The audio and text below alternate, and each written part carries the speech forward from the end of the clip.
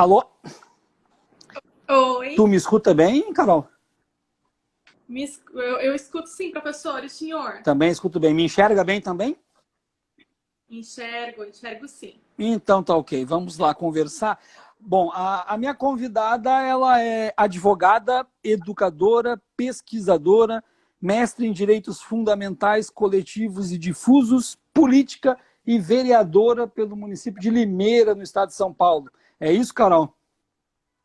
É isso, mas eu sou legal, tá? Não é porque eu sou política que eu vou ser chata, tá? Não, Uma pessoa tudo isso. Eu fui ser professora para fazer uma balanceada aí. tá certo, somos colegas de profissão, então, de alguma forma.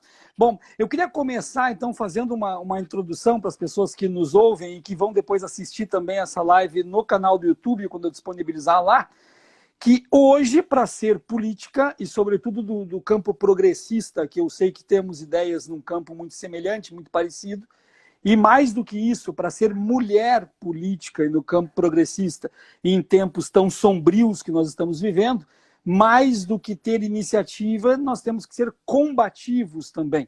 E mais do que combativos, viver ainda na esteira de uma classe dirigente, e eu não estou falando da classe dirigente no sentido de classe social, mas da classe dirigente política, ou seja, aqueles que de fato estão na detenção do poder no país. Nós temos então que ter uma combatividade muito maior e viver em cima da questão do preconceito, sobretudo para com a mulher, mas também daqueles interesses e daquelas evidências que nós temos das necessidades de país, sobretudo, né? Então, a primeira pergunta que eu te encaminho, e fica muito tranquilo, isso aqui é para ser um bate-papo informal realmente, a primeira pergunta que eu coloco para ti é: política e mulher no Brasil, o que é mais difícil de ser no Brasil? Ser política ou ser mulher? E até te digo mais, eu não estou sendo original na pergunta, eu estou, na verdade, copiando uma pergunta que lá nos anos 90 fizeram para o intelectual Milton Santos, quando perguntaram para ele o que era mais difícil no país, se era ser intelectual ou negro. Né? E ele respondeu justamente que a dificuldade era ser as duas coisas, intelectual e negro. Então eu te pergunto, o que é mais difícil hoje? Ser política em tudo que nós estamos vivendo ou ser mulher em tudo que nós estamos vivendo? Carol, a palavra é tua. Professor, parafraseando, eu diria que os dois. Mas antes de tudo, eu gostaria de agradecer a oportunidade de falar com o senhor aqui por meio dessa live. É a primeira vez que eu estou participando nesse formato. E eu o admiro muito. Eu o conheci pelas redes sociais, pelos pronunciamentos, pelos momentos em que o senhor se coloca politicamente, em que o senhor se coloca como ser humano, como educador.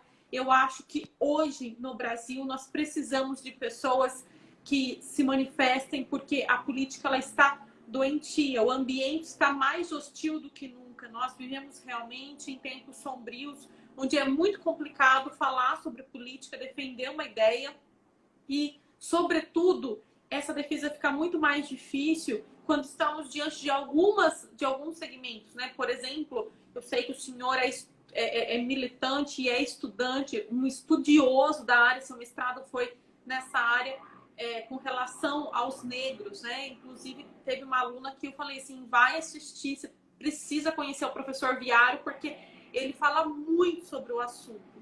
E por conta dessa afinidade de ideias, eu me aproximei do senhor, porque realmente eu o tenho como uma referência, né, dentro dessa área de história. Professor, é muito complicado ser mulher. Eu estou fazendo um doutorado hoje em Direito Político e Econômico. E o meu projeto de pesquisa, hoje mesmo, ele foi redesenhado todo nessa questão de igualdade e de equiparação de gênero. Por quê? Porque a política, como todas, ela é o reflexo da sociedade, né? E, infelizmente, nós temos uma sociedade patriarcal, machista. E quando você reflete isso para a política, e quando a gente tem um presidente que legitima atitudes preconceituosas, atitudes a desfazer das minorias, a desfazer de determinados segmentos, nós ficamos em uma situação muito mais complicada. E eu, enquanto mulher, já sofri e sofro constantemente preconceito. É muito difícil ser ouvida no meio de tantos homens, principalmente quando, inclusive quando a gente se percebe em uma sociedade que as mulheres também têm uma dificuldade muito grande de deixar outras mulheres também usarem a voz, porque também foram criadas nessas estruturas, né? Então, muitas vezes elas acabam falando, não, o meu local dentro de um partido político é organizar a festinha, é organizar a questão social do partido, e muitas vezes elas acabam não discutindo pautas da sociedade. Isso quando não, mulher é colocada na política só para discutir problema de mulher, como se determinadas questões fossem assuntos para serem discutidos por mulheres. E, na verdade, nós somos cidadãs, nós fazemos parte de um universo e participamos de todas as decisões. Temos que participar de todo o universo, de todos os núcleos em que nós estamos inseridas. E, com certeza, não existe atividade para homem ou para mulher. É muito difícil, professor. O preconceito é muito grande. E no início dessa trajetória, porque nós não somos resultados de um paraquedas que cai no meio de alguma coisa. Nós somos resultados da nossa trajetória, da nossa estrada, que acaba nos direcionando. Se eu for falar, por exemplo, de mim, e o objetivo aqui não é falar de mim, mas só para fazer um rascunho, eu consigo ser uma contradição em termos quando eu me analiso. Porque eu consigo ser um idealista pessimista. Então, coisas que são incompatíveis, porque aquilo que não cabe no idealismo é, sobretudo, o pessimismo, porque o idealista, ele acredita em algo e ele vai atrás desse algo para buscar, e eu me coloco como um pessimista, talvez como um sistema de defesa diante de tudo aquilo que eu já vi, que eu já falei. Mas aí, trazendo para essa questão de trajetória, a dificuldade da mulher ocupar espaços públicos, isso gera, para uma decisão de ocupá-los de fato, um sentimento e um espírito de coragem muito grande. Nós temos que quebrar barreiras no país para, de fato, ocupar. Então, não que isso aqui se torne um programa de conte a sua vida ou faça a sua biografia, mas aí é uma curiosidade minha. Já deixando um parênteses bem claro, quando tu diz que eu sou uma referência, eu acho que isso é um generoso exagero, mas eu agradeço. A recíproca é verdadeira, mas eu gostaria de saber um pouco dessa trajetória. O que faz, então, uma mulher entender que tem sim que ocupar espaços e que são espaços necessários, mas de onde é que sai essa força para, além de ocupar espaços, fazer uma produção intelectual, uma produção acadêmica, seguir estudando, seguir lecionando e enfrentando os leões, porque não deixa de ser diferente disso quando está numa tribuna, quando está numa câmara. Fala um pouquinho da Carolina Pontes para nós, por favor. Olha, professor, o senhor usou uma frase que eu me valho muito dela aqui no interior. Eu falo assim, que nós somos esse resultado, e na verdade não sou eu que falo, também não é o senhor, nós temos inúmeros filósofos que abriram as vezes e as vozes para nós sobre o resultado de uma vivência, resultado de bagagens, resultado também de caminhos que já foram abertos por outras pessoas, mas eu tive um privilégio muito grande de ter pais que, embora não tivessem nenhum estudo acadêmico, meu pai tinha até a 4ª série, minha mãe até a 8ª, mas ambos me trataram o tempo todo com igualdade de gênero com o meu irmão. Eu fui descobrir, eu fui sentir na pele o que era machismo fora da minha casa. Então, o que acontece? Meu pai era um feminista, né? Meu pai casou com a minha mãe em uma época que não existia desquite, divórcio, ele era desquitado, e ele acabou vendo, né, sentindo na pele muito o preconceito que tinham com as mulheres na época. A minha mãe, eu sou filha do 2º casamento do meu pai, então meu pai, com relação aos meus colegas, meu pai tem muito mais idade do que os pais dos meus colegas da minha geração.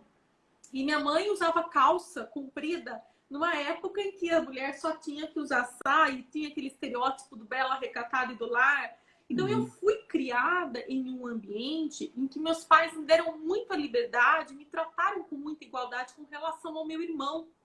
E, inclusive, eu conto isso na tribuna na Câmara, eu fui chamada a atenção pelo meu pai certa vez, quando eu estava pequena ainda, fui tomar o meu achocolatado lá com canudinho, meu irmão foi pegar um canudinho cor-de-rosa, e eu lembro até hoje dessa cena, eu falei assim, não, você tem que pegar o canudo azul. E meu pai olhou para mim e falou assim, onde você aprendeu isso? Daí eu não soube responder, eu falei, ele é menino, né? Eu falei assim, ele é menino, ele tem que usar o canudo azul, eu tenho que usar o canudo cor-de-rosa. E daí meu pai falou assim, não, ele vai usar a cor que ele quiser, não existe isso que o azul é de menino e o rosa é de menina. É uma coisa assim que você não aprendeu aqui em casa, né? E já eram os primeiros passos que eu estava dando. Então eu fui sentir preconceito de verdade fora da minha casa, até porque os pais tratam você com muito amor, tratam você daquela bolha, mesmo quando eles te colocam para a vida, ainda é uma bolha, um reduto de muito amor. Então eu fui descobrir preconceito fora da minha casa, já diretamente no mundo hostil, no mundo político. Agora o senhor me pergunta, de onde vem a força para continuar lutando? Tem dias que dá desânimo? Tem. Recentemente, aqui em Limeira, inclusive, eu cheguei a levar as autoridades, eu passei por aquilo que eu julgo uma violência de gênero gigante, com relação à minha sexualidade, com relação a pontos usando meu nome, fazendo deboche em cima do meu nome, comparando com doce, dentro do meu ambiente político, né? Porque meu nome é Carolina e veio um ser que falava que na Câmara todo mundo comia Carolina, né? Fazendo alusão ao doce, fazendo alusão à questão da minha sexualidade, tentando me desestabilizar para que eu parasse. Então tem dia que dá vontade de parar e largar tudo? Sim. Como o senhor colocou, eu tenho uma produção acadêmica, eu sou advogada, às vezes eu penso, por que me desgastar frente à situação, à área pública? Mas a vontade, ela tem que ser o ânimo, ele tem que estar muito interno, tem que ser de dentro mesmo. Porque quando a gente percebe que nós podemos fazer a diferença, que se nós não nos colocarmos, se nós não silenciarmos, essas pessoas vão se sentir fortalecidas, essas pessoas vão continuar fazendo, essas pessoas vão continuar debochando. Quando a gente está diante dessa situação, a gente tem que pegar, recolher os caquinhos, recomeçar para poder dar espaço para outras pessoas. Eu fico impressionada, professor. Toda vez que eu me coloquei para denunciar, e para me erguer e para falar sobre esse assunto, inúmeras pessoas que gostam de mim, que me amam e que querem o meu bem, falavam, deixa isso quieto. Quanto mais você falar, mais vão fazer, mais vão ficar sobre esse assunto. Falei, não, eu sou a vítima dessa história, eu sou a vítima dessa situação. Eu não posso me calar, a gente tem que inverter os papéis. Porque outras mulheres passam por agressões muito piores do que as minhas. E muitas mulheres precisam que nós estejamos lá falando por elas para que elas possam se sentir com segurança. As pessoas hoje têm medo, inclusive hoje nós temos internet, o medo de virar um deboche, o medo de ser estigmatizada, o medo das pessoas te rotularem, isso é muito grande. E a internet, da forma com que ela tem se manifestado por meio de pessoas que têm esse ódio, ela tem sido muito cruel, né? Eu vi algumas manifestações do senhor em uma das redes sociais, que o senhor colocava muitas vezes que ler aquelas coisas carregadas de ódio, elas de fato nos fazem mal, né? Então, a gente tem que saber aprender a administrar, lidar, mas a gente tem que ser resistência. Nós temos que ser resistência. Se eu falar demais, pode me cortar, professor, porque eu tenho todas as profissões que falam muito. Não, tudo tranquilo. Eu quero trazer uma outra questão que, ela, de certa forma, ela é um pouco polêmica, mas que ela tem que ser trazida para o debate. Eu fiz lives com representantes, candidatos ou políticos do Partido dos Trabalhadores. Eu fiz lives com representantes e candidatos do PSOL. E agora estou fazendo uma live contigo que é do PSDB. Ou seja, eu procuro trabalhar com vários partidos, procuro trabalhar com várias legendas para não ficar aquele discurso engessado e aquele convite sempre direcionado para uma única legenda partidária, e eu acho isso importante. Eu tenho dito nas minhas lives, e já disse em várias delas, que eu estou com saudade de discutir, de debater com conservadores e liberais. Estou com saudade, porque o que nós temos hoje no poder não são conservadores, não são liberais, eles estão para além do campo democrático, eles estão fora do campo democrático, e em estando fora do campo democrático, me dá saudade de discutir com conservadores e liberais, porque embora possuam opiniões antagônicas com a minha, mas é tudo dentro do campo da democracia, a gente consegue debater, a gente consegue discutir. Então, aí eu quero trazer para ti essa questão, pelo fato exclusivo de tu ser uma vereadora do PSDB, e eu estar trazendo pessoas de outras legendas também, mas sempre dentro de um campo democrático e, sobretudo, progressista, se o profissional da política, se o vereador, se a vereadora, se é tudo uma estrada só ou se em algum momento problemas vinculados à legenda nas mais diversas esferas, se isso respinga na carreira profissional, se isso respinga na imagem de uma única pessoa. E isso eu estou te colocando como curiosidade mesmo. Se a pessoa é íntegra, honesta e ilibada, ela de alguma forma é afetada por algum problema que envolva a legenda, ou isso é algo fácil de ser separado, dividido, e em momento algum a pessoa vai ser julgada por uma coletividade? Professor, somos muito confundidos o tempo todo. Isso que o senhor comentou, eu falo muito com os meus amigos petistas, né? Eu brinco muito com eles. Eu falo assim, vocês estão com uma saudade quando a polarização era entre petistas e PSDBistas, né? Porque nós tínhamos as divergências, né? Que faziam parte da forma de pensar, da forma de colocar e de fazer política, cada um com as suas falhas, cada um com os seus acertos, mas estava dentro do campo democrático. A gente não estava em um ambiente fascista, a gente não estava em um ambiente antidemocrático, a gente não estava em um ambiente em que os nossos parâmetros eles estavam sendo atravessados, né? Em que pese haver uma discussão de legalmente isso ter acontecido na última circunstância de impeachment, por questão de excesso daqui ou dali, mas nós tínhamos um debate, nós tínhamos onde correr, nós tínhamos instituições ainda sendo minimamente credibilizadas, quando na verdade isso se despencou de uma forma que tudo está sendo banalizado. Todas as circunstâncias estão sendo banalizadas. E hoje eu assumo uma postura do PSDB e são duas frentes aqui que eu acho que responde essa pergunta do senhor. Uma, dentro do próprio partido. Porque até o meu comportamento, dentro de cada partido nós temos inúmeras correntes, nós temos pensamentos divergentes. Então eu acho que o primeiro ponto de respingo já é dentro do próprio partido. O PSDB ele tem uma origem de social-democracia de centro-esquerda.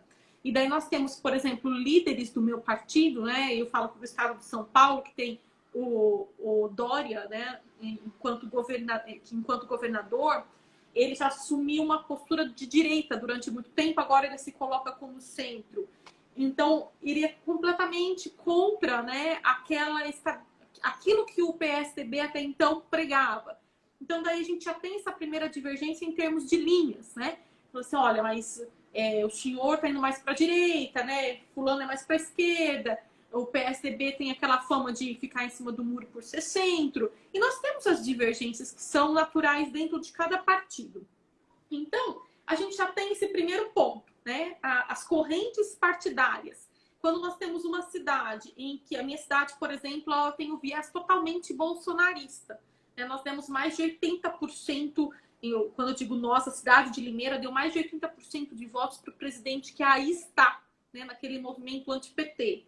E, por exemplo, eu, enquanto tucana, que não fui defensora do Bolsodória, fui olhada de uma forma extremamente... Nossa, essa menina é do PT, essa menina é extremista. Se você não vota no Bolsonaro, você necessariamente tem que assumir o lulismo, né? E quando, na verdade, não era o meu caso. Então, o primeiro ponto de dificuldade é você se pôr dentro do seu partido, né? Mostrar que você está dentro daquela ideologia que hoje está tão perdida. E o segundo ponto é, o que o Aécio Neves faz recai em mim, o que o Serra faz recai em mim, o que qualquer líder do PSDB faz, quando eles querem atingir o seu trabalho, eles vão falar aquela parte negativa de determinado líder que em determinado momento se posicionou de forma errada, de forma equivocada, que muitas vezes não é da sua linha de defesa, em que as pessoas desconhecem os atritos internos e vão te rotular claramente por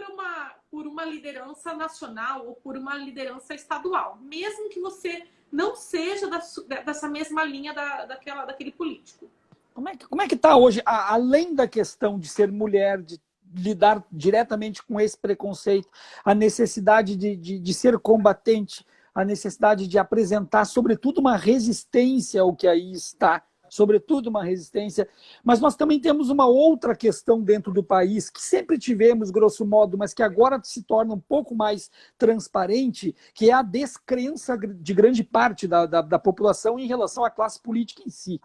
Até porque nós estamos cada vez mais com o surgimento dos chamados outsiders nas lideranças políticas ou de políticos que ficaram escondidos no baixo clero por muito tempo, que é o caso do presidente que conseguiu a façanha de ser baixo clero por 30 anos. Né? Então, Sim. é muito fácil entrar um outsider, então uma pessoa do nada como um Trump, ou aparecer a possibilidade de outsiders no Brasil, como ex-músicos, ex-cantores, ex-apresentadores de televisão. Então, isso é uma realidade. Ou o baixo clero vindo justamente porque ele se aproveita de que ficou muito tempo fora do cenário, ou não teve um grande significado para aparecer antes. Mas aí nós temos, então, a descrença. Essa descrença, grosso modo, ela induz uma população a votar no diferente do político, a votar naquilo que tem o tiririca, por exemplo, votar nesse tipo de voto que diz como voto de protesto, mas acaba não sendo protesto nenhum, acaba sendo um voto que auxilia, inclusive, a esse sistema que aí está, sobretudo, para trazer votos na rabeira. Como é que é ser política? Eu estou tentando te mostrar que eu estou tentando aumentar a pergunta. Eu comecei com mulher e política. Agora, como é que é ser mulher, política, em um país onde há uma grande descrença em relação à classe política? Porque a pessoa que é machista, e eu parto do ponto de que todo homem é um machista em potencial, as pessoas que não entendem isso é porque não entendem o que significa a palavra potencial. Aí é uma questão de discussão com o dicionário, discute com o dicionário e depois vem conversar comigo. E eu gosto de ser muito ríspido em relação a isso. Sim, todo homem é um machista em potencial. Sim, todo branco é um racista em potencial. É um racista. Tá? E aí a pessoa vai dizer, mas eu não sou racista. Estuda primeiro o que é potencial, depois a gente conversa. Então, uma sociedade em que todo homem é machista em potencial e grande parte deste homem machista em potencial, ele é um descrente com a política, eu acredito que a carga em cima da mulher política torna-se maior ainda. Porque ela tem que ser mulher e se colocar como mulher, ela tem que ser política e se colocar como política, e ela ainda tem que ter um discurso que consiga ter uma ressonância mínima com aquela parte da população que é descrente na política. Como é que tu analisa hoje a descrença da política no teu cenário local aí? Eu acho que essa descrença da política é um resultado de uma falta de educação política. As pessoas, elas não entendem por que elas estão votando, elas não entendem mais a questão da representatividade, elas não entendem que quando ela está votando numa pessoa, ela tem que entender a responsabilidade do partido que está por trás dela. Por exemplo, o Tiririca, né? A questão não é o Tiririca, a questão é a máquina e a estrutura que vem por trás do Tiririca. Se a pessoa tiver consciente de que votando no Tiririca, ela está trazendo uma série de políticos, ela gosta daqueles políticos ou não, ela gosta daquela estrutura, mas é para fazer pela manutenção daquele sistema, ótimo, mas ela tem que estar consciente disso, de que ela está votando por uma manutenção do sistema, porque ela não está votando e elegendo o Tiririca, ela está elegendo mais uma série de pessoas que podem fazer parte daquilo que ela realmente acredita, como na maior parte das vezes não faz, porque ela está votando naquele sentimento de protesto, ou naquele jargão pior que tá, não fica, e sempre fica. Infelizmente, as eleições desse ano mostraram que podia ficar muito pior e ficaram. Né? Nós temos aí cortes de educação, cortes no desenvolvimento social, nós temos um massacre com relação às minorias, e esse discurso ele é legitimado pelas autoridades. E isso me preocupa, porque até então isso estava velado, estava escondido, e eu pergunto onde estavam essas pessoas, né? Então, isso precisa ser trabalhado, porque é um ódio muito grande que está sendo exacerbado. E a educação política, ela é essencial, ela é necessária. Hoje, os políticos estão amargando aquilo que as gerações anteriores plantaram, né? Infelizmente, quando a gente percebe que não tem, que as pessoas chegam aos 16, aos 18 anos sem entender o processo legislativo, sem entender as instituições do nosso país, e isso é um resultado do que os políticos semearam, do que eles fizeram. Educação política tem que ser de base, né? E aqui precisa ser para a sobrevivência da própria classe política. Porque o que acontece hoje? Nós estamos entregues a essas pessoas que descredibilizaram totalmente e nós somos vítimas de uma situação criada pela nossa própria classe, né? Não adianta passar a mão na cabeça. O político que deixou de investir em educação de base, educação raiz, em mostrar o que é a Constituição Federal, em mostrar o que são direitos humanos, que é um preâmbulo das nossas cartas, quando ele se omitiu em fazer isso, ele sustentou aquele senso comum do bandido bom é bandido morto. Ele acabou legitimando esse discurso pela sua omissão. Ele devia ser responsabilizado. Por quê? Porque não investiu em políticas públicas nesse sentido. Agora a consequência está aí. A partir do momento que a gente vai buscar agora cobrar dessa pessoa que ela tenha o discernimento de votar com bom senso, ela não teve nenhum exemplo do que é bom senso. Ela não teve. Eu mesma era uma pessoa que culpava muito a questão do eleitor. Eu pensava assim, mas o eleitor não sabe votar, o eleitor ele não sabe escolher. Ele não sabe votar e ele não sabe escolher porque, de certa forma, os políticos fizeram tudo. Prepararam uma cama certinho para que ele caísse e não soubesse votar e não soubesse escolher. Né? É muito fácil ser enganado hoje. Até há pouco tempo atrás era muito fácil ser enganado. Hoje a gente tem internet, a gente tem uma série de questões, de métodos e formas para se informar. Só que em contrapartida nós temos o quê? As fake news. Né? Aquelas informações que você não sabe, aquela informação superficial, aquela falta de estrutura, aquela falta de estudo. Enquanto não houver consciência nesse sentido, quando não houver o despertar de empatia, a pessoa vai lá, ela se mascara, ela cria um perfil para agir como hater, né? Para destilar ódio na internet, para ir lá e descredibilizar. E isso daí é muito grave, essa pessoa precisa ser tratada. Né? Não é normal que ela não sinta empatia pela outra pessoa, que ela tenha uma raiva que ela simplesmente desconta na outra pessoa por conta da sua cor de pele, por conta da sua forma, da sua orientação sexual, né? A gente vê aí a homofobia de uma forma extremamente crescente. Né? O Brasil é um dos países que mais matam gays, trans. Né? Então a gente está em uma situação que não é privilegiada em nenhum índice. E volto a dizer, a gente está amargando uma situação que foi posta sim, foi fortalecida pela classe política. Quebrar essa estrutura é muito complicada, porque tudo que nós estamos vivendo hoje é estrutural. O machismo ele é estrutural, o racismo ele é estrutural. Né? Então, quando a gente está vivendo uma estrutura posta, formada, quebrar, isso é muito difícil. É um desafio muito grande. Viver com essas descrenças nas instituições, viver com essas descrenças no ser humano é muito complicado e acaba sendo desgastante, de uma forma energética mesmo, falando. Carol, uma coisa que me incomoda muito, e eu sou uma pessoa que eu costumo me incomodar muito com muitas coisas, isso eu não tenho como negar, mas uma coisa que me incomoda muito é o pensamento mágico, ele efetivamente me incomoda. Aquela questão de simplesmente eu vou cruzar as pernas e as coisas vão acontecer, eu vou ficar sentado e as coisas vão acontecer, e isso, grosso modo, está dentro da população mundial, sobretudo brasileira, eu diria que latino-americana, em especial a brasileira, que é essa crença muito fácil de que as coisas vão acontecer porque simplesmente elas vão acontecer e porque elas não podem deixar de acontecer. Isso, de certa forma, está incrustado na população e faz com que baixe um pouco a intensidade da nossa capacidade de indignação, que eu acho que é algo muito importante, com que a gente possa semear e fomentar sempre o nosso sentimento de indignação. O que eu quero dizer com o pensamento mágico de uma forma bem clara? Começa a pandemia e simplesmente vem o discurso: sairemos melhores disso tudo. Está me ouvindo?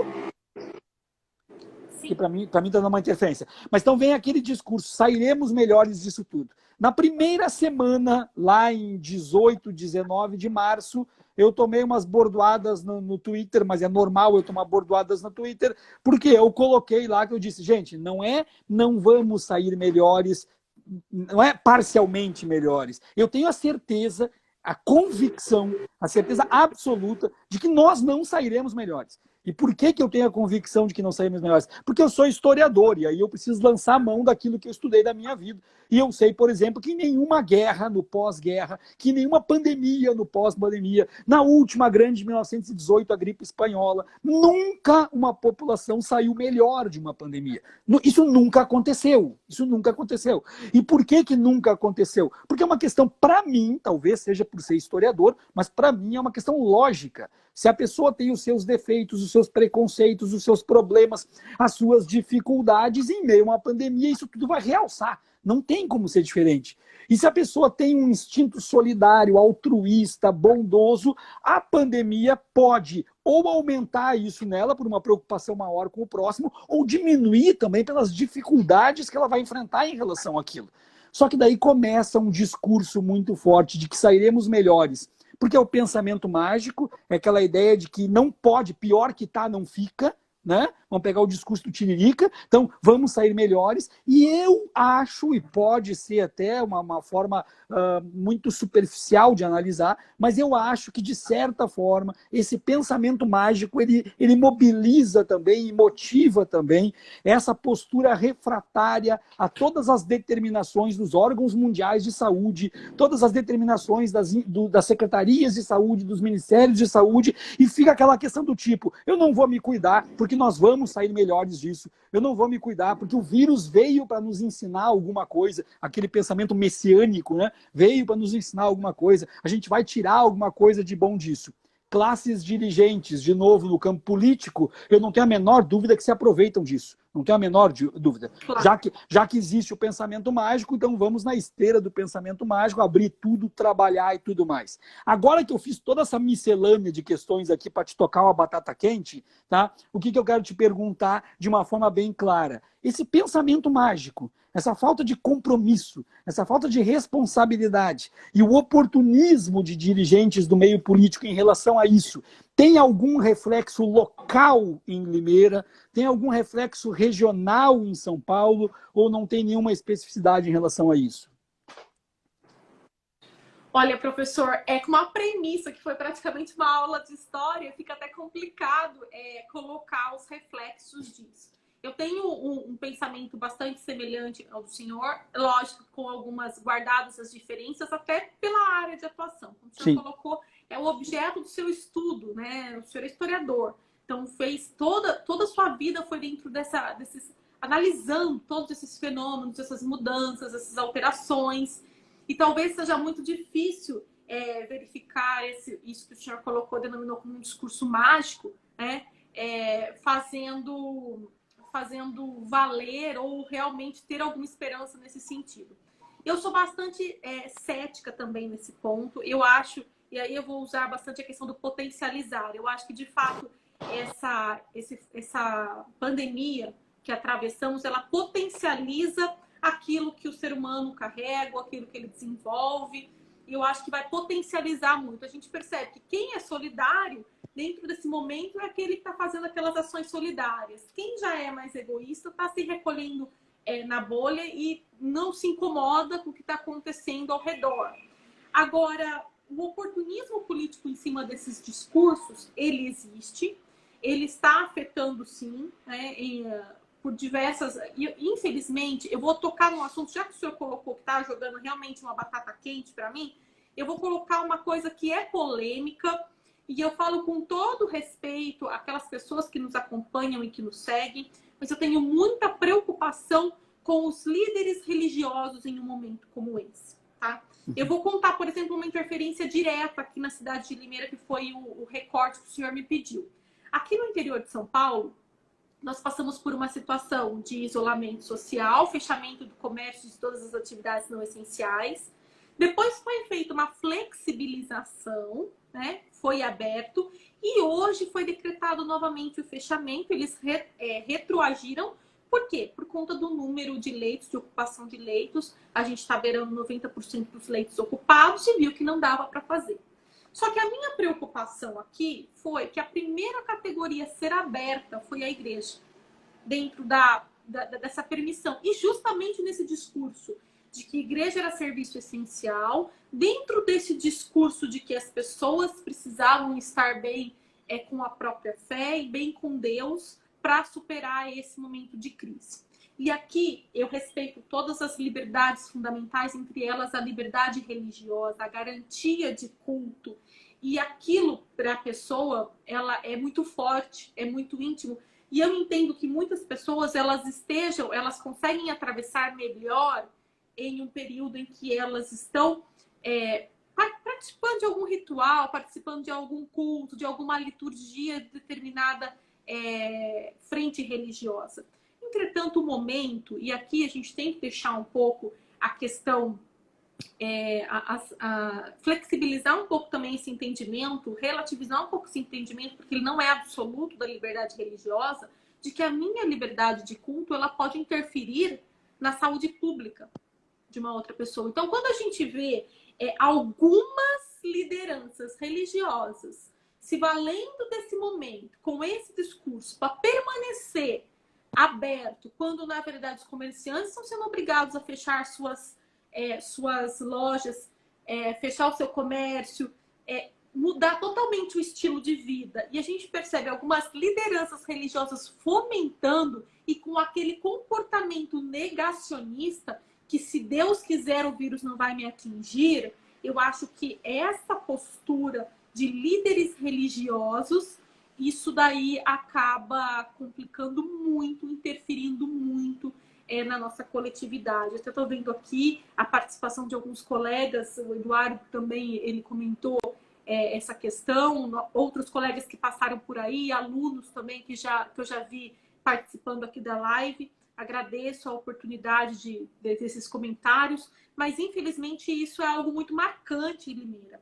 E volto a dizer, professor, eu tenho muito respeito aos cultos, eu tenho muito respeito à fé da pessoa, eu tenho consciência que para ela, a forma de criação dela está toda estruturada nessa fé, mas há necessidade de buscar outras formas da prática dessa fé. Porque esse discurso eu percebo muito em líderes religiosos. E, infelizmente, daí o senhor vai poder dar uma aula de história muito melhor do que a minha, a gente vê isso atravessando os milênios, essa relação de poder e instituições religiosas, né? A gente percebe aí uma travessia ao longo desses anos, em que poderes religiosos sempre exerceram, sempre estiveram para e passo com os poderes estatais, e isso me preocupa um pouco. Eu vou fazer um parênteses, já que tu entrou na questão de religião, eu não posso deixar de abordar também, eu vou fazer um parênteses que eu acho que é importante. Primeiramente, as pessoas que me conhecem, que me seguem, grosso modo, sabem que eu me coloco, sempre me coloquei como ateu. E sou ateu desde os 20 e poucos anos, onde começou a construção do meu ateísmo. Mas eu tenho uma relação com a fé alheia, uma relação com a fé da coletividade muito boa, eu posso dizer, muito boa, realmente. Eu respeito muito a fé alheia e até eu costumo dizer que eu tenho inveja da fé alheia porque é algo que dá esperança e eu, por não ter fé, não tenho essa esperança. Eu tenho um querido amigo que é pastor evangélico e que ele destoa de todo esse meio, né? E ele sabe que ele destoa, que é bem conhecido, inclusive em São Paulo, que é o Ricardo Gondim, inclusive tem Twitter dele também, tá? Eu recomendo para as pessoas que sigam o Ricardo Gondim, inclusive. Fiz, inclusive, uma live com ele, tá no meu canal no YouTube, depois eu peço que entrem lá e olhem. E o Gondim, ele é taxativo, absolutamente contra a abertura das igrejas, absolutamente contra essa postura que o meio cristão evangélico faz, e ele tem uma posição tão forte que ele, inclusive, foi escanteado desse meio do que seria o Brasil evangélico, né? Ele foi escanteado disso, e é um teólogo, mestre em ciências da religião, e talvez isso tenha afastado ele também. Então, para fazer esse parênteses, para dizer que eu concordo plenamente contigo e que a gente sabe que tem no meio pessoas sérias, mas os que fazem o barulho são efetivamente aqueles que não são sérios, e isso acaba nos prejudicando muito, porque nesse momento, na verdade, existe uma função muito grande para a religião.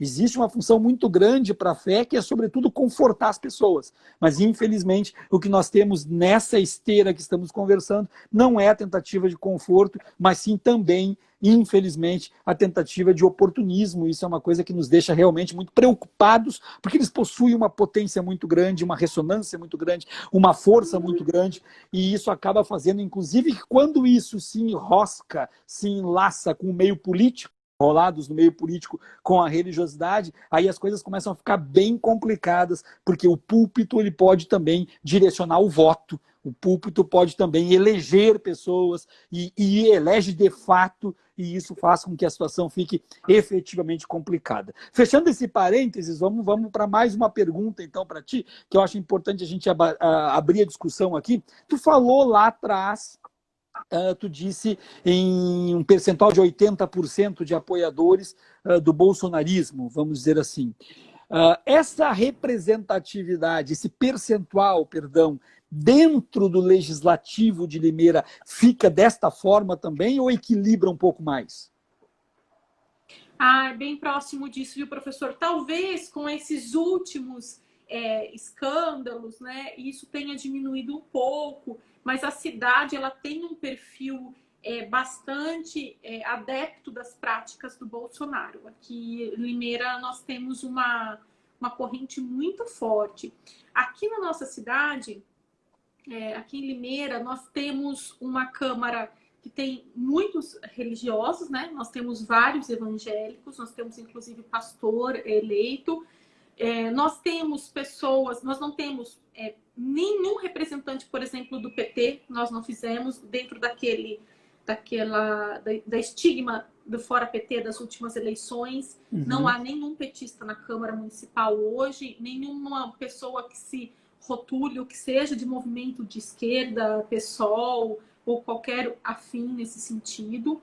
As práticas na cidade como um todo, a política do parlamento hoje, ela reflete muito o que é na nossa sociedade, que é um viés mais voltado para a direita, né, e mais para uma extrema, né, para um ultraconservadorismo.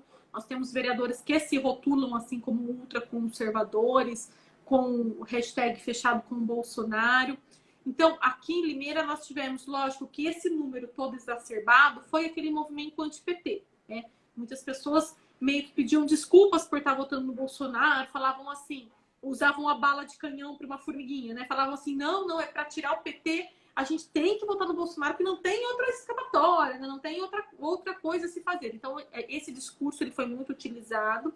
E desde a saída daquela linha, daquela corrente do Moro, né, quando houve o Moro deixando o ministério com aquele discurso todo, começou-se uma corrente em defesa do comportamento do então ministro, né, do Moro, do Sérgio Moro, e algumas pessoas saíram, né, dessa barca do bolsonarismo ferrenho. Mas o fato é que a política aqui no parlamento ela ainda é muito representada por posturas, pelo menos, muito próximas do Bolsonaro. Eu já tive que ir à justiça em determinados momentos, né? Eu já tive circunstâncias. O presidente da Câmara eu respeito muito em virtude de uma série de fatores, mas eu já tive meu microfone cortado. Eu não consigo enumerar quantas vezes, né? São raras as vezes que eu não tenho o meu microfone cortado, a minha fala cortada. Quando eu não peço uma questão de ordem, e pedem para que eu justifique antes de eu falar qual vai ser a minha questão de ordem, para eu poder falar, para ver se eu tenho direito a falar ou não. Então isso é muito grave, né? Porque o parlamento, né, vem do parlar, que vem de você poder falar, a minha palavra ela é cerceada quase que o tempo todo. Mas isso não é nem só pelo fato de eu ser uma oposição ao governo Bolsonaro. Aqui é pela questão de eu ser uma oposição também ao governo municipal. Aí o governo municipal, ele defendeu, sim, né, o governo Bolsonaro, defendeu o governo Dória dentro daquela sistemática Bolsodória, inclusive. Hoje fica mais atinente às questões da cidade, né, até porque nós estamos vivendo uma pandemia, não se dá muito para discutir qual discurso estaria correto, né? Então nós temos de tudo aqui na nossa cidade, mas as ações que sustentam os discursos, elas estão muito mais ligadas ao que eles então rotulam como posicionamento de direita. Eu vi gente defendendo a Sarah Winter aqui em Limeira, né, fazendo defesa. Eu vi gente limeirense fazendo a defesa do então ex-ministro da Educação, que foi praticamente enxotado do Ministério pela questão do seu comportamento, que eu não consigo identificar pessoas que deem aval ao que ele faz, principalmente na área da educação. Eu vi gente pedindo ele para governador de estado. Então, a gente percebe que tem esse comportamento aqui na cidade muito firme e muitas vezes se colocar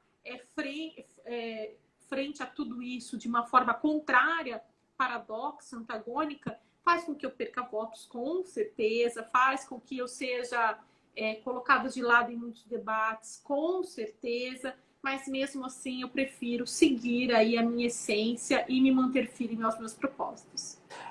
Carol, vamos voltar para a questão de gênero, que eu acho que é fundamental para a gente trabalhar essa questão do nosso debate aqui. E por quê? Porque tu acabou dando um gancho para mim na tua fala daquilo que seria a minha próxima pergunta.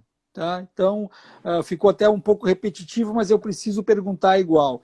A gente acompanha na esfera pública, a gente acompanha nos debates, Roda Viva, a gente acompanha até em filmes, séries, onde o ficcional ele traz a representatividade do real de fato, e a gente acompanha no dia a dia, inclusive nas relações de trabalho, nas relações humanas, sociais e familiares, a gente acompanha com muita clareza que é muito fácil de acontecer de uma mulher ser ou silenciada, mas sobretudo interrompida. Sobretudo interrompida. Interromper uma mulher é quase que o modus operandi do brasileiro em geral.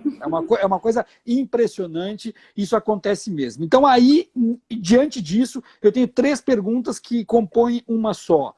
Primeiro, se é uma realidade tua também, na tua vida de política, ser interrompida, e eu não falo só ser interrompida, eu falo ser interrompida sem que ninguém saia em defesa para defender a palavra. É isso que eu estou falando, ser interrompida e seguir interrompida. Essa é a primeira questão. A segunda questão é, não entrando no mérito da questão do governo Dilma, veja bem, eu não quero entrar no mérito da questão, mas é uma pergunta para ti se tu acha que existiu, eu tenho a minha posição evidente, se tu acha que existiu machismo também na condução do processo de impedimento. E terceiro, para finalizar, Bolsonaro, se fosse mulher, já teria caído? Legal. Eu nunca tinha parado para pensar nesse terceiro ponto. Eu vou ser muito honesta, talvez porque eu nem consiga enxergá-lo, né, chegando ao poder sendo mulher. Talvez. Mas então não tô te interrompendo, tô só refazendo a pergunta. Se não fosse o Bolsonaro, se fosse a Damares a presidente, já teria caído? Boa. Adorei as perguntas, professor. Vão formar, inclusive, um ponto de reflexão muito grande para os meus estudos. Primeiro ponto, com relação a ser interrompida e seguir interrompida. Tem um ponto ainda dentro dessa questão, que é ser interrompida, seguir interrompida, e a pessoa que interrompeu não perceber que interrompeu por machismo. Eu acho que esse é o ponto principal. Porque quando nós alegamos que isso é prática de machismo, muitas vezes nós escutamos a seguinte retórica: mas isso não é machismo, eu interrompi você como eu interromperia qualquer outra pessoa. Mas eu tenho filha mulher, eu tenho não sei quem mulher, não sei o que. Como se isso fosse... É aquela história do... Eu não sou homofóbica, eu tenho amigo gay. Né? Então, assim, eu não sou machista, eu tenho filha mulher. Né? Então, as pessoas confundem porque elas não sabem o que é machismo. A maior parte das pessoas hoje é aquilo que nós falávamos no início. A pessoa, ela não admite que ela é machista, ela não admite que ela é racista, porque ela não consegue entender que ela da forma que ela foi criada, em potencial. O sistema, ele desenhou para isso. É muito difícil se libertar. É um aprendizado constante. Eu tenho uma aluna, indico também para quem gosta dessas questões de raça, né? A Ingrid Lopes é uma menina ativista na área da mulher negra, e ela fala, e ela começa a colocar, e eu aprendo com ela. Porque muita coisa eu não sabia, muita coisa eu não entendia. E eu vi um tweet do senhor há um tempo falando assim: por mais que eu estude racismo, por mais que eu viva racismo, que eu entenda racismo, eu nunca vou sentir na minha pele o que é racismo, porque eu não sou preto, eu não sou negro. Então, a partir do momento que a gente tem consciência disso, fica mais fácil trabalhar. Fica mais fácil trabalhar. E eu sou interrompida, continuo, né, sendo interrompida, mas a pessoa não percebeu que foi por conta do machismo. Então, eu acho que esse é o pior ponto. Porque enquanto a pessoa não perceber que há um machismo por trás desse ato, que se fosse um homem falando um pouco mais alto, se impondo, ele não seria interrompido. Até porque eu já fui chamada na Câmara Municipal de histérica e desequilibrada. Mulher, quando ela se impõe, ela é histérica.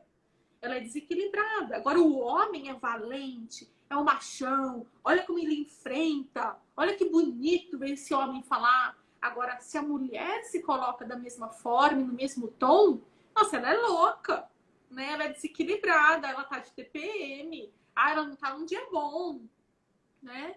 Então, esse é a primeira desconstrução que tem que ser feita, porque eu já fui interrompida e não, eles nem percebem que interromperam, eles nem percebem que tem uma questão de gênero por trás, não há essa consciência. Então, primeira pergunta. Com relação ao caso Dilma, sim, eu não tenho dúvidas que houve machismo, sim, não estamos entrando no mérito da questão, mas a gente percebia, inclusive, pelos comentários que eram realizados com relação até à sua própria posse, a roupa que ela usava, tentando desqualificar a presidente Dilma pela forma dela se vestir, pela forma dela se portar, por ela gostar de ser chamada de presidenta, fazendo um contraponto com relação à nossa língua portuguesa, sempre sustentando a sociedade do presidente, né, patriarcal na questão do homem, né, desses vícios que nós temos. Então a gente pega a situação da Dilma, eu não tenho dúvidas que houve uma condução machista, sim. E eu admiro muito a Dilma enquanto mulher pela forma com que ela se manteve firme diante de tudo que aconteceu. Tem que ter uma estrutura emocional, uma estrutura de espírito muito grande.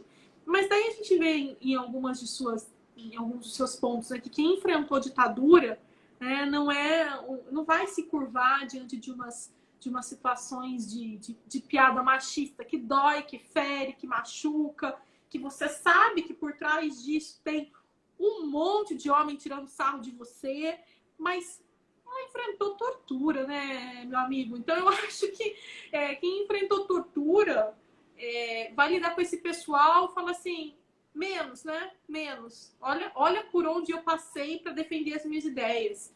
E detalhe, eu falo isso com muita segurança, não sou petista, mas defendo que ela teve todo o seu processo construído de uma forma a termos a primeira mulher no maior cargo da República, e isso, infelizmente, acabou por inúmeros fatores caindo e desabando no que aconteceu, no que nós vivemos hoje. Agora, com relação a Damares, olha, essa pergunta ela é bastante complexa, ela exige uma grande reflexão. Eu não sei responder. Eu acho que o deboche seria maior, eu acho que as piadas existiriam, mas a Damares, ela é machista. Então, ela defende muito o machismo, né? Então, por ela ter sido criada nessa estrutura e reproduzir, né, esse machismo e permanecer nesse machismo estrutural e defender essa linha de machismo estrutural, talvez ela não sofresse tanto em virtude de quem é, de defender esse machismo, né? Agora, esses atos praticados por qualquer outro presidente que fosse mulher, eu acho que o tratamento seria diferente. Quer ver um exemplo, professor? A própria Damares, por mais que ela defenda o machismo estrutural, por mais que ela, embora não faça isso de forma declarada, mas por mais que os seus atos legitimem esse tipo de postura, a gente percebe que quando há uma desconstrução da Damares, eles apelam para a aparência, eles apelam para a questão da sexualidade. Eu percebo isso nas redes sociais. Então, eu acho que ela sofreria esse tipo de comentário, de preconceito. Eu acho que, grosso modo, a Damares ela tem o biotipo estético que o presidente da República diria que não merece ser estuprada porque é feia. Eu acho que isso está bem claro no discurso dele, talvez essa seja a manifestação mais machista, escrota, não tenho outro termo para utilizar, de todas que nós tivemos na convivência pública, na convivência política brasileira, e isso, infelizmente, hoje não dá cadeia, isso, infelizmente, hoje não destitui de cargos. Eu sonho com um país em que as algemas seriam colocadas em qualquer um que exaltasse brilhante ustra num espaço público. Eu sonho. Eu acho que ali as algemas deveriam ser colocadas. Elas servem para isso, sobretudo. E também, na esteira da colocação que eu te fiz, eu não sei se aquele comentário existiria se fosse um presidente homem. Né? Eu não sei se existiria aquele comentário. Então, isso é só um parênteses para complementar a tua resposta. A gente está entrando nos últimos 5 minutos de live. Essa 1 hora passou realmente rápida. Tá? Então, eu vou encaminhar a minha última pergunta, depois a gente faz as considerações. Tá? E aí a minha última pergunta que eu deixei de fato para o final, para tratar contigo, é uma questão muito mais subjetiva, uma questão muito mais no campo das ideias e não no campo dos fatos, que e tu fica muito tranquila para responder o que tu realmente pensa a respeito disso, que é o que tu espera do Brasil. O que tu acha que nós vamos ter em matéria de Brasil? Porque o que acha e o que espera nem sempre são as mesmas coisas. Então, qual é a tua expectativa? Qual é o teu anseio? Quais são os teus sonhos em matéria de país, em matéria de nação, sobretudo no campo político? Professor, eu espero seguir acreditando na humanidade, porque é isso que é o fato de poder fazer a diferença em pequenos gestos é o que me faz continuar na política, é o que me faz seguir na política. Quando eu vou para a sala de aula, não é demagogia, eu acho que o senhor sente isso, eu respiro. Quando eu vejo esses jovens vindo com brilho no olhar, eu respiro.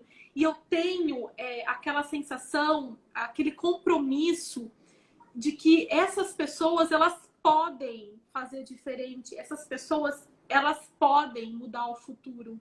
Eu acredito muito na educação como ferramenta de transformação da sociedade.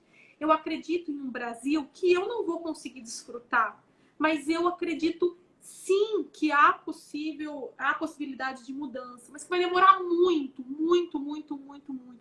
Todos os dias eu recebo uma bordoada que me traz desesperança, mas quando eu vou para uma sala de aula, quando eu vejo que um aluno está lutando como ativista, está buscando fazer a diferença, quando eu vejo essa geração vindo, buscando fonte de conhecimento, quando eu vou em uma área periférica, dentro de um trabalho social, quando eu vou dar aula dentro da Fundação Casa, como já fui, e percebo que eu consigo resgatar uma pessoa, que eu consigo trazer um aluno para perto, para mostrar, para lutar e fazer a diferença, eu acredito que isso, ainda que eu não possa vir desfrutar desse país, porque está muito longe de uma mudança em que eu possa sentir, eu ainda acho que há esperança. Eu preciso acreditar nisso até para poder seguir com o meu trabalho.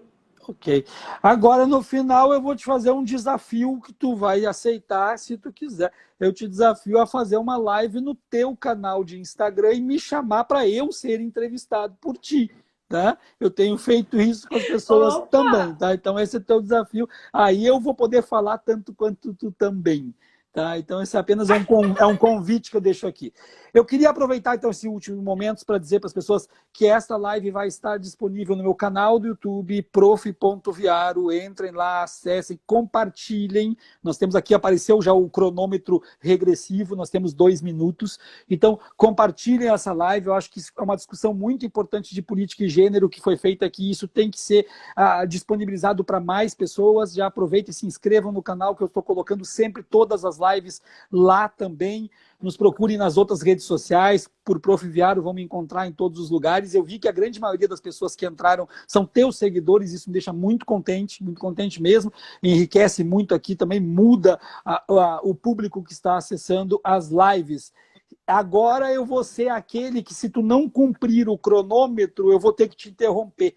Tu tem exatamente 30 segundos para tuas considerações finais. Um beijo, um agradecimento, professora.